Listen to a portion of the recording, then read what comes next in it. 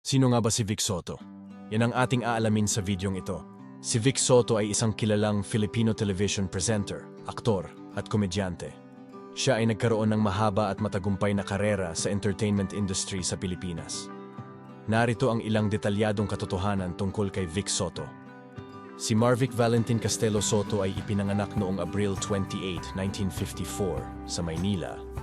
Sinimulan ni Vic Soto ang kanyang karera sa show business bilang isang musikero na bumuo ng isang musical group na tinatawag na VST Amp Company. Naging sikat ang grupo noong 1970s at 1980s na may mga hit tulad ng Awitin Mo, Isasayaw Ko. Kilala si Vic Soto sa kanyang matagal ng panunungkulan bilang isang television host sa sikat na noontime variety show, Eat Bulaga. Naging mainstay siya ng palabas mula noong nagsimula ito noong 1979 at ang kanyang mga kasanayan sa pagho-host at komedya ay may malaking papel sa tagumpay ng palabas. Si Vic Soto ay isang versatile comedian na kilala sa kanyang nakakatawang katatawanan at comedic timing. Siya ay lumabas sa iba't ibang mga palabas sa telebisyon at mga programa sa komedya, madalas kasama ng iba pang mga kilalang Pilipinong komedyante. Si Soto ay gumawa rin ng pangalan para sa kanyang sarili sa industriya ng pelikula sa Pilipinas.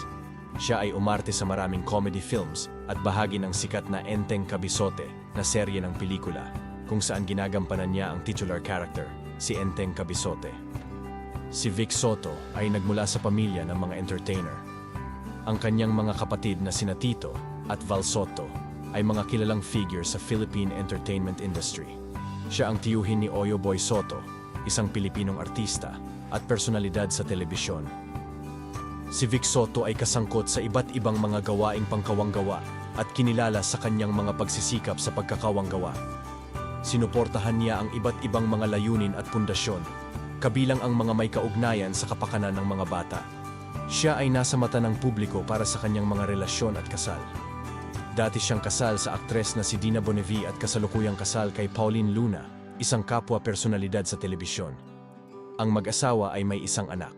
Kung ikaw ay nag-enjoy sa videong ito, ay huwag kalimutang mag-like, share, and subscribe sa aking channel para ikaw ay maging updated sa mga susunod na video.